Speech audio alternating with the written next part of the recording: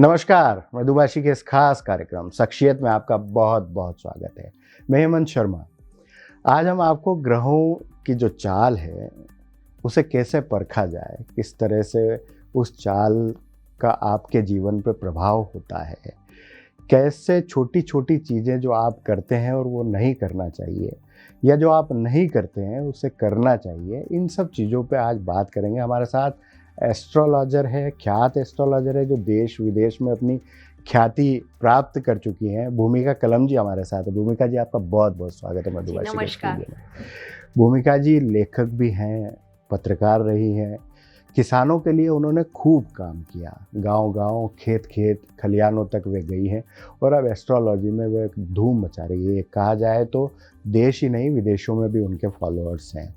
भूमिका जी, मैं सबसे पहले जानना चाहूँगा कि आपने कई विधाओं में अपना हाथ आजमाया, या कहें कि आपने कई अलग-अलग विधाओं में काम किया, चाहे पत्रकारिता हो, चाहे लेखन में हो, चाहे खेती और किसानी में हो, और अब आप एस्ट्रोलॉजर के रूप में हमारे साथ में हैं। तो ये भी क्या ग्रहों का ही खेल था या क्या? बिल्कुल कह सकते हैं हेमंत जी कि ये मेरे सितारों की ही चाल थी जो मुझे आज यहाँ लेकर आई है।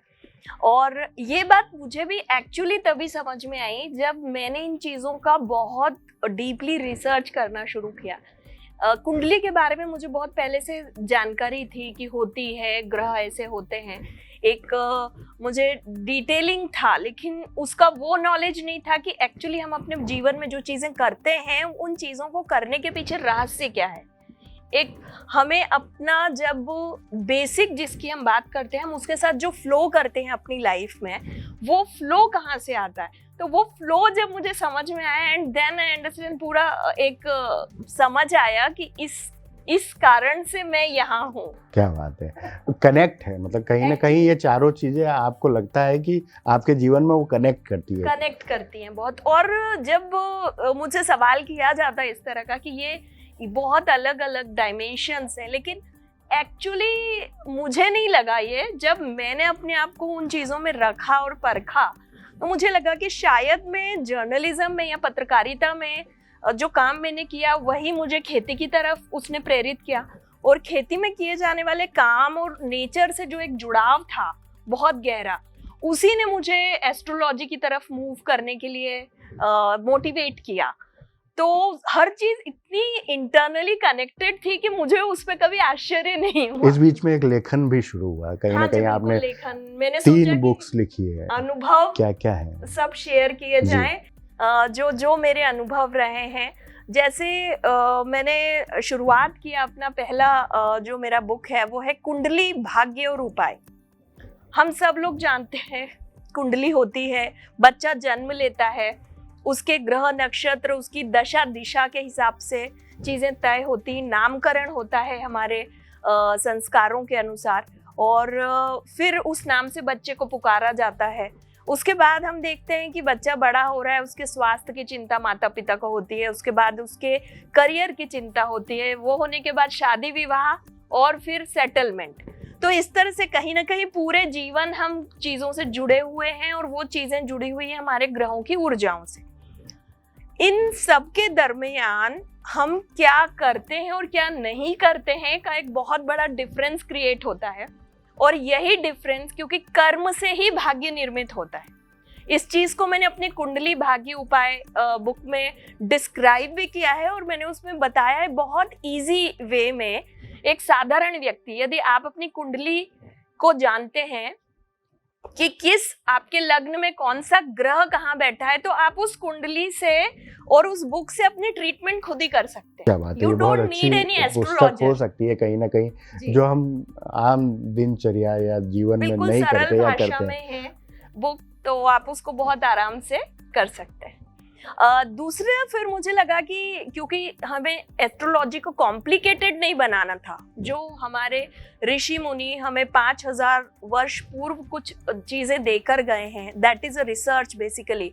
तो इस रिसर्च को एक आम भाषा में हम जितना कन्वर्ट कर सकें, जितना आज के हमारी डे टू डे लाइफ में इतने बिजी शेड्यूल में इन्वॉल्व कर सकें कि कैसे मैं रेमेडी करूं, तो इसके लिए फिर मैंने अपनी अगली बुक पे काम किया, और वो बुक है the secret of numbers, numerology. आपकी डेट ऑफ बर्थ से रिलेटेड चीजों की जानकारी, आपके जीवन में आने वाले नंबर्स का ज्ञान आपको हो, उन नंबर्स की ऊर्जाओं का ज्ञान, जो अंकों का खेल है आपके बिल्कुल। जीवन में, उस पे सारी चीजें जी आधारित। बिल्कुल सही है। अब एक तीसरी पुस्तक भी आप लिखी हाँ है जी। या लिख चुकी हैं आप, क्या है उसमें? हाँ, बुक कंप्लीट हो गई जी। है and it is about to launch, क्योंकि ये बुक है शिव के रहस्य के बारे में। अरे वाह, ये एक अलग जी हाँ, ये एक दो अलग पुस्तकों से अलग कंसेप्ट है कहीं ना कहीं, जी, शिव के अलग अलग रूपों पे लिखी है। शिव और क्या है शक्ति के रहस्य जी। के बारे में है। बुक का नाम ही है शिव शक्ति रहस्य, the secret of Shiva and शक्ति। और इस बुक को हम जिस तरह से देख रहे हैं, इसका कंटेंट, शिव जितने अदम्य हैं, जितने कहना चाहिए कि बिल्कुल विपरीत संयोग की कहानी है शिव, एकदम डिफरेंट, एक उनका डायमेंशन बिल्कुल अलग और एक डायमेंशन बिल्कुल अलग। जिस शिव को योग के लिए गुरु माना गया, जिनको तंत्र के लिए गुरु माना गया, वही शिव अपने पत्नी और बच्चों के साथ पूरे गृहस्थ है। जिस शिव ने अपने कंठ में हलाहल को धारण किया, हमें मृत्यु से बचने के लिए भी उन्हीं शिव को पूजा करनी है, महामृत्युंजय मंत्र की चैंटिंग करनी है।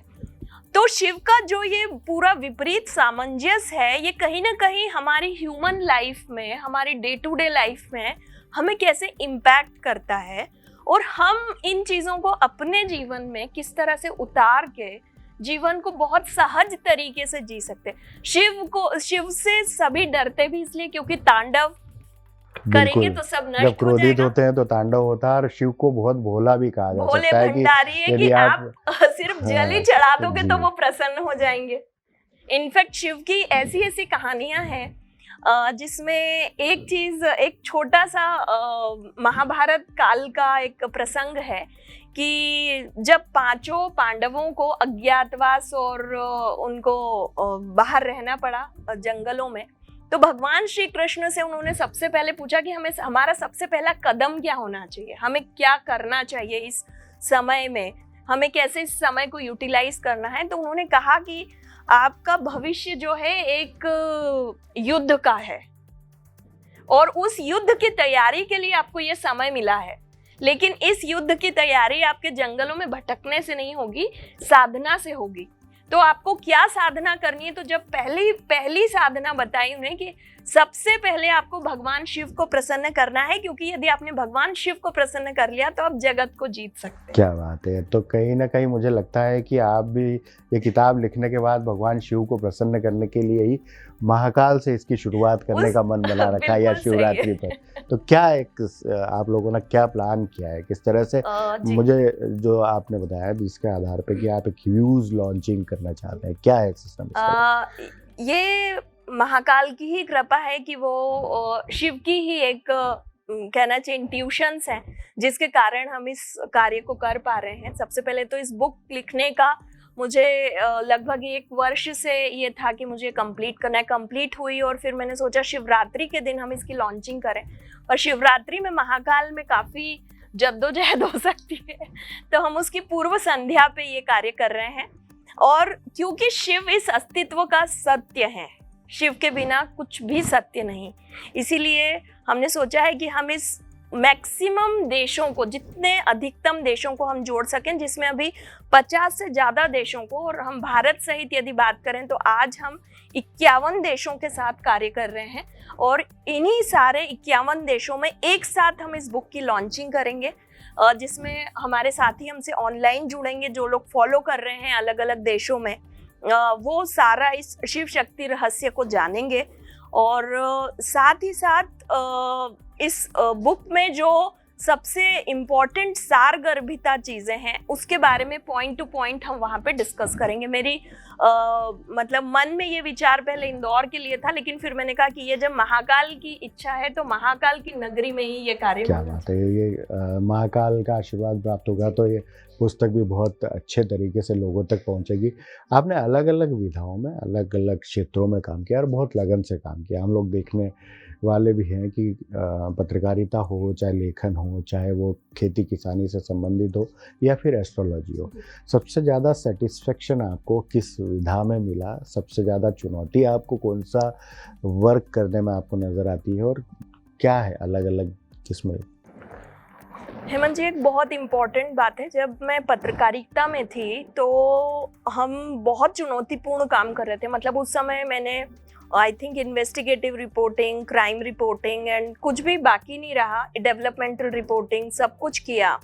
और उस समय भी एक उद्देश्य यही था कि जो हमारे आसपास जनमानस है उनकी समस्याओं को हम एड्रेस करें और उसके सॉल्यूशन पे बात करें।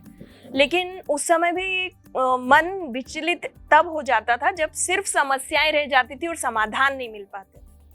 और इसी समय में जब मैं खेती में जुड़ी और खेती की समस्याओं को समझा तो मुझे लगा कि ये और ज़्यादा चैलेंजिंग है, कहीं बहुत ही ज़्यादा। लेकिन खेती के साथ जुड़ते जुड़ते मैं आम लोगों के बहुत बीच में आ गई थी, एकदम मतलब बिल्कुल कहना चाहिए एकदम 1-to-1 कम्युनिकेशन हो रहा था, जो उस समय पत्रकारिता से और एक कदम आगे हो गया था। और तब मुझे एक बात प्राकृतिक रूप से समझ में आई कि व्यक्ति की व्यक्तिगत परेशानियां इतनी बड़ी हो जाती हैं या हम कर लेते हैं जिसके समाधान एक्चुअली नेचर ने हमको दे रखे हैं। सिर्फ हम कर क्यों नहीं पा रहे हैं समाधान, या हम वहां तक पहुंच नहीं पा रहे हैं बिकॉज हमारी जो सोच है या हमारी अवेयरनेस का लेवल है, जागृत होने का जो स्तर है वो नहीं हो पा रहा है। और इसी चीज ने मुझे एस्ट्रोलॉजी, ग्रहों की दशा दिशा की तरफ लेकर आई कि हम इसको समझें कैसे, एक्चुअली प्रकृति का रहस्य क्या है। और इस रहस्य को समझते और सुलझाने के पूरे मामले में मैं एस्ट्रोलॉजी में पूरी तरह से आई। और इसी रहस्य को समझते समझते मनुष्य की बहुत बेसिक नीड्स से लेके हमारी एक लग्जरी लाइफ की जो विश होती है वहां तक हम कैसे पहुंचे without any disturbance of lots of things. So ये एक जर्नी रही, लेकिन चैलेंज अब ज्यादा इसलिए है क्योंकि अब सिर्फ बात सॉल्यूशन पे होती है, समस्याओं पे कम और सॉल्यूशन पे ज्यादा। और आपने कहा भी कि हमारे साथ की जो समस्या है उसका सॉल्यूशन हमारे आसपास ही होता है, हमें देखने की आवश्यकता होती है और कहीं ना कहीं उससे करने की आवश्यकता होती है। डे टू डे लाइफ में हम बहुत सारी गलतियां भी करते हैं, बहुत सारी ऐसी चीज़ें करते हैं जो हमें नहीं करना होती है, या फिर हम लोग बहुत सारी चीज़ें ऐसी नहीं करते जो हमें करना चाहिए। ऐसी क्या चीज़ें हैं, बहुत छोटी छोटी सी चीज़ें एक आम जनजीवन में एक आम आदमी जो करता है उसके लिए कुछ आप बताएं कि क्या नहीं करना चाहिए और क्या करना चाहिए।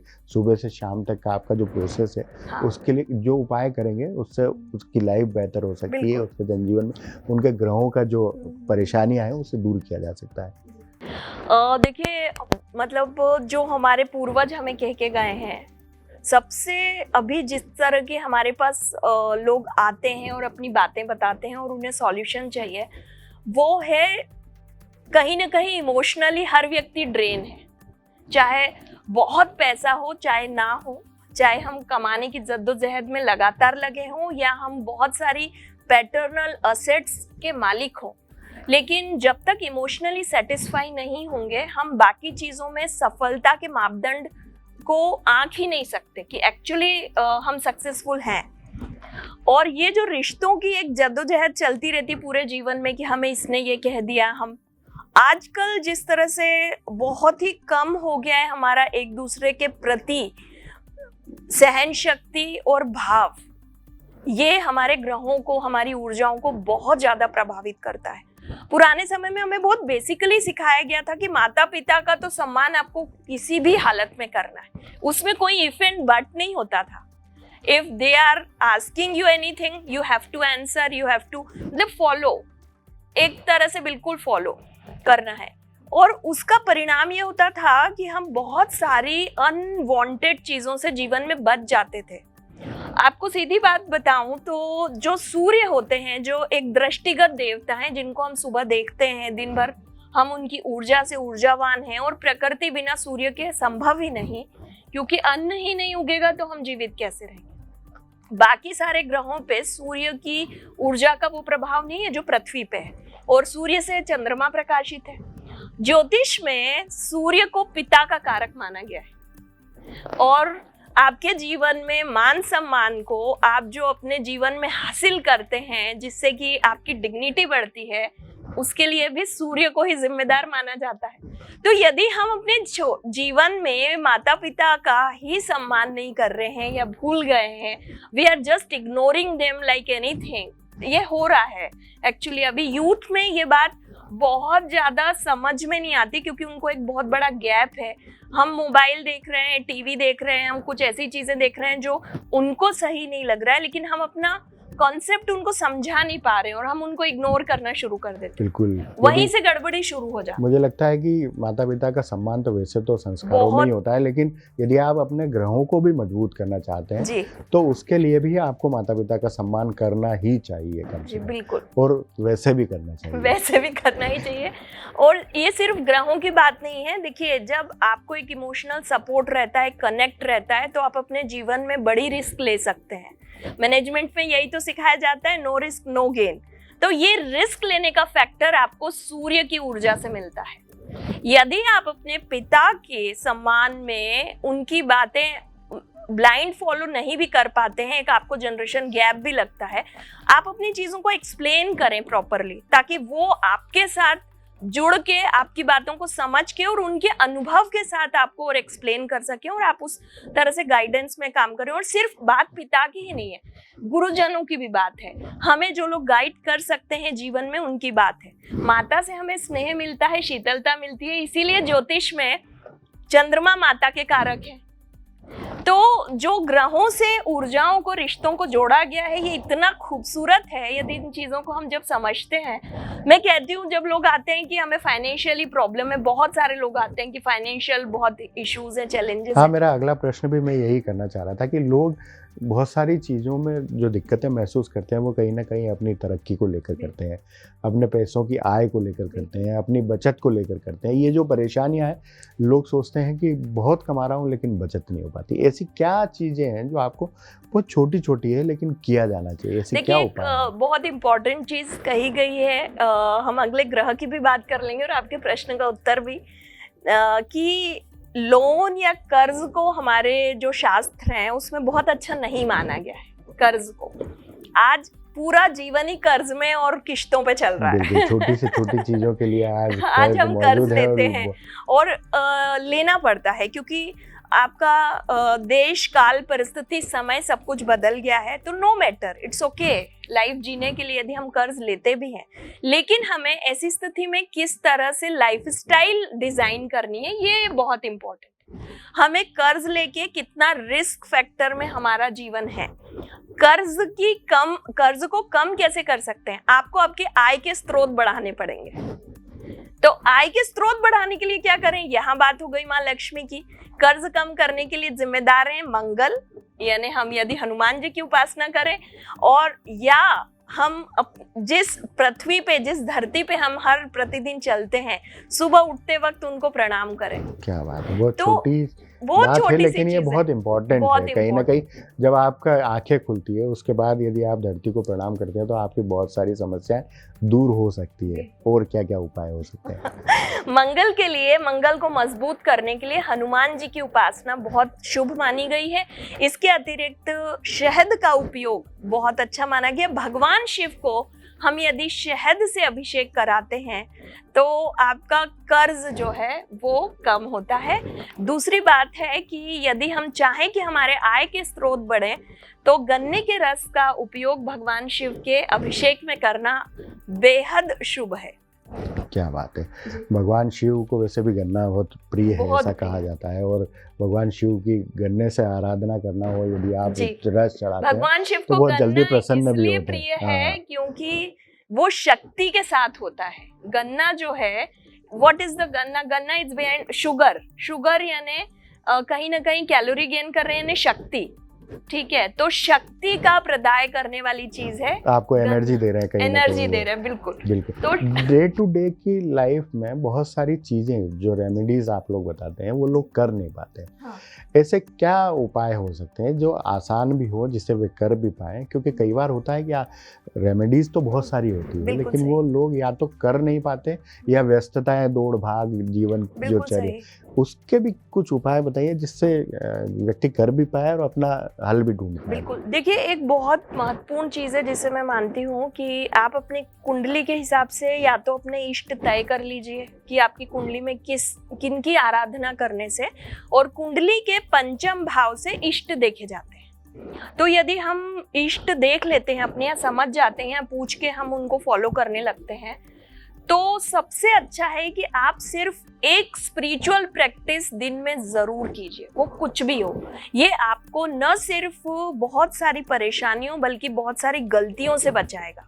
मैं एक उदाहरण दे रही हूँ, यदि मान लीजिए कि माँ शक्ति आपकी इष्ट है, तो अपने घर से स्नान के बाद एक घी का दीपक जला के आप सिर्फ दुर्गा चालीसा का पाठ करके निकलिए। आप देखेंगे कि ये जो आप दुर्गा चालीसा को प्रतिदिन आप हर दिन आप इसको जब चैंट करते हैं तो उसमें जो शब्दों का प्रयोग हुआ है वो ध्वनि ऊर्जा के माध्यम से आपकी शक्तियों को इनहेंस करता है। हम सोचते हैं कि ठीक है हम पढ़ लेंगे और क्या हो जाएगा, ऐसी क्वेश्चंस आते हैं, लेकिन साउंड एनर्जी जो वाइब्रेशंस हैं वो आपकी पूरी एक एक कोशिका को प्रभावित करते हैं। इसके साथ ही एक बहुत छोटी सी प्रैक्टिस जो हर व्यक्ति को करनी चाहिए। आज के समय में हम डे टू डे लाइफ में पॉल्यूशन से जूझ रहे हैं, हम नेगेटिविटी से, कंफ्यूजन एंड डिप्रेशन। आप सिर्फ अनुलोम विलोम या डीप ब्रीदिंग जरूर करें। इसका बेसिक कॉन्सेप्ट है, हम बहुत ज़्यादा परेशान हैं और हमारा मस्तिष्क काम नहीं कर रहा है, कंफ्यूजन है और मैनिपुलेशन में फंसे हैं, इसका मतलब है राहु और केतु हमारे अच्छी एनर्जी नहीं दे रहे हैं। तो राहु और केतु क्या है? They are the gassy element, gas के एलिमेंट्स हैं वो। आप जब अपनी बॉडी से कार्बन डाइऑक्साइड को तेजी से निकालेंगे और ऑक्सीजन को तेजी से इनहेल करेंगे तो डेफिनेटली आपकी ब्रेन को ज्यादा ऑक्सीजन मिलेगी। बहुत सारी चीजें हैं जो जिन पे हम ध्यान नहीं देते लेकिन वो हमारे जीवन पे बहुत सकारात्मक प्रभाव भी डाल सकती है। नेगेटिविटी एक बहुत बड़ा इशू है। हाँ। कहीं ना कहीं घर की बात करें या हमारी विचारों की बात करें या हमारे आम जनजीवन में जहाँ हम कार्य करते हैं वहाँ एक नेगेटिविटी व्यक्ति को लगता है कि कहीं पॉजिटिविटी नहीं मिल रही है मुझे। तो ये नेगेटिविटी दूर करने के किस तरह के उपाय हो सकते हैं, चाहे वो घरों में हो, चाहे दफ्तर में हो या कार्य क्षेत्र जहाँ भी हम लोग काम करें? देखिए बहुत महत्वपूर्ण है आज के समय में ये प्रश्न, बिकॉज हम जैसे ही सोकर उठते हैं से हम जब तक सोते हैं नकारात्मकता और सकारात्मकता दोनों बराबरी के उसमें होती है, लेकिन हम किस चीज़ को कैसे डील कर रहे हैं उस पर चलता है। सबसे महत्वपूर्ण चीज़ है कि हमारी खुद की आत्मशक्ति यदि हम बढ़ा के रखते हैं तो हमारे आसपास यदि माहौल नेगेटिव भी हो जाता है तो हमें उसका बहुत ज़्यादा फर्क नहीं होता। और इसके लिए सबसे पहली प्रैक्टिस ये होनी चाहिए जब हम डे टू डे लाइफ में होते हैं कि हमें कोशिश ये होनी चाहिए हम हेल्दी हो। हेल्थ का मतलब सिर्फ फिजिकल हेल्थ नहीं होगा, मेंटल हेल्थ को मैं इसमें बहुत बड़ा मुख्य कारक मानती हूँ, क्योंकि कई बार जो बीमारी नहीं है उसके डर से, उसके भय से हम उससे ग्रस्त हो जाते हैं। तो यदि जैसे मैंने कहा सूर्य सबसे प्रथम देवता है ब्रह्मांड के, यदि देखा जाए तो जिस तरह से हम दृष्टिगत देवता में काउंट करते हैं उन्हें, तो सबसे पहले आप सूर्य को प्रणाम जरूर करें डे टू डे रेमेडी में। और उनसे जो प्रार्थना है वो हमारी ऐसी होनी चाहिए, क्योंकि पूरी प्रकृति हमारी इंटेंशन पे चल रही है। तो सबसे पहली बात कि हमारा इंटेंशन बहुत प्योर होना चाहिए। हमें सूर्य के सामने हमेशा ये प्रार्थना जरूर करनी चाहिए, एक तो धन्यवाद देना चाहिए कि जिस धरती पर, जिस प्रकृति में हम हैं, जीवित हैं, उसके लिए आपका बहुत धन्यवाद। दूसरी बात ये होनी चाहिए कि आपकी जो आभा है, इस आभा को आप मुझ में भी समाहित करें, क्योंकि मैं आपका ही अंश हूँ। ये बात हमारे मन में हमेशा होनी चाहिए। तो जब आप सोचिए कि मन में ये विचारे कि मेरी आभा ही सूर्य की तरह है, तो क्या छोटी मोटी नकारात्मकता या अंधेरा आपको छू पाएगा? तो मन का भाव बहुत इंपॉर्टेंट है।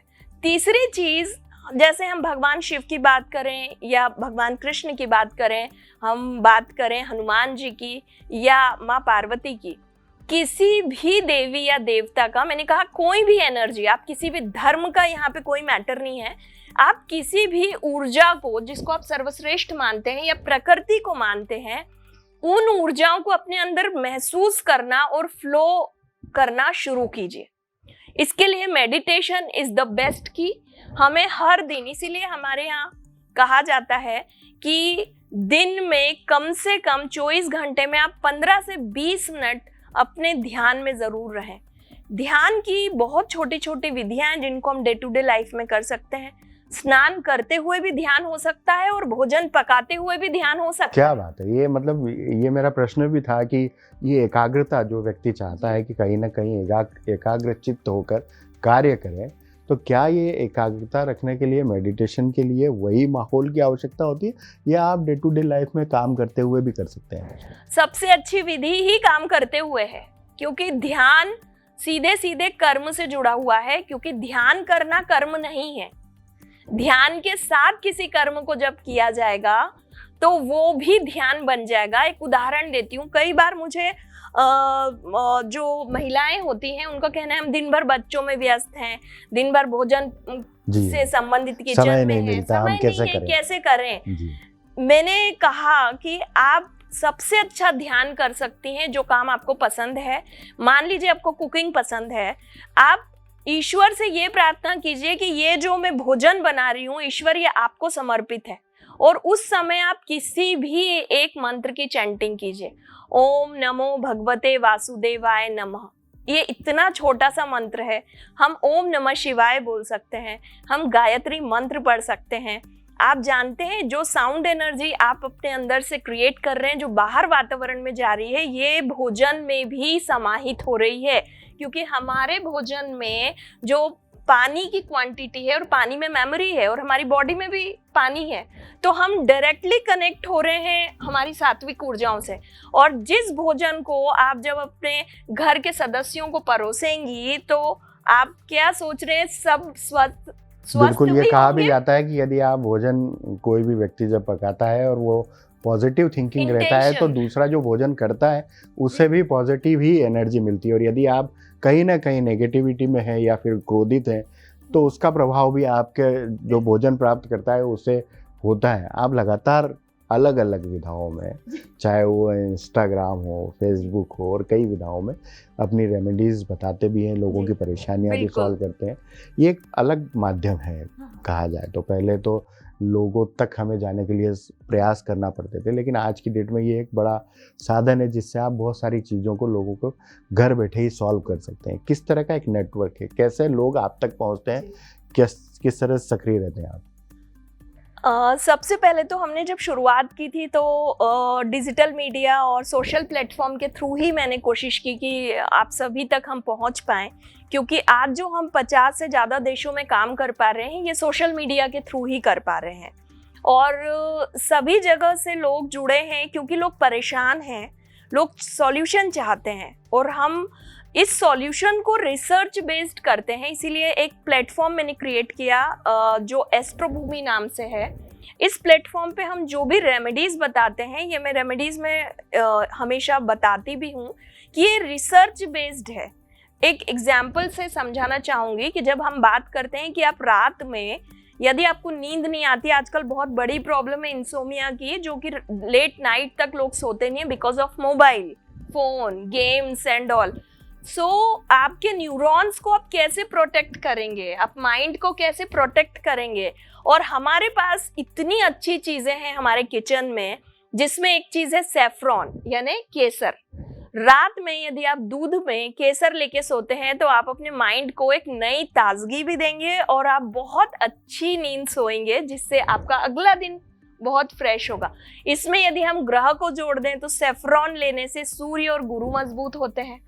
तो गुरु यानी ज्ञान और सूर्य यानी ऊर्जा, लीडरशिप, आप हर चीज में अच्छे हो जाएंगे। तो हर चीज के पीछे एक लॉजिक जुड़ा हुआ है, और ये साइंटिफिक लॉजिक हम यूथ को बताते हैं, वुमेन्स को बताते हैं, ताकि उनका सबकॉन्शियस माइंड रिसीव करे रेमेडी को।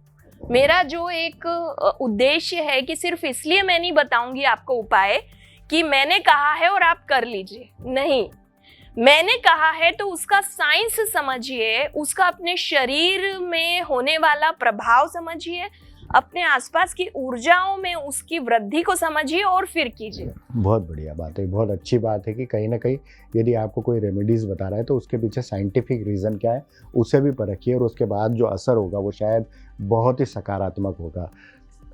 देश ही नहीं, विदेशों में भी आपके फॉलोअर्स हैं। कितने देशों तक आप पहुंच चुकी है और किस तरह से फॉलोअर्स बढ़ते जा रहे हैं?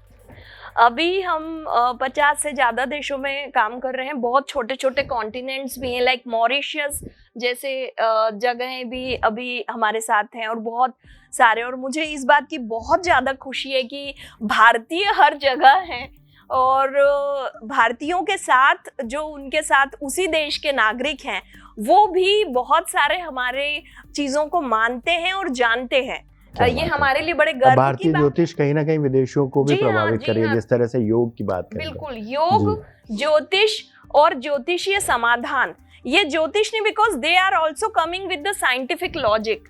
तो वो उस साइंटिफिक लॉजिक को समझते हुए काम को करते हैं और उनके संस्कृत के प्रोनाउंसिएशन इतने गजब की होते हैं और जो उनकी इच्छा शक्ति होती है रेमेडी करने की वो बहुत अच्छी होती है, इसलिए समाधान भी बहुत जल्दी होते हैं। क्या बात है, बहुत सारी चीज़ों के समाधान आज भूमिका जी ने यहाँ स्टूडियो में बैठकर आप तक पहुँचाने का प्रयास किया। उन्होंने बहुत छोटी छोटी चीज़ें भी बताई, लेकिन यदि जीवन में हम लोग उसे लगातार करते हैं तो बहुत सकारात्मक प्रभाव हो सकते हैं, जिससे आप अपने जीवन को और अच्छा, आनंदित और सुखमय बना सकते हैं।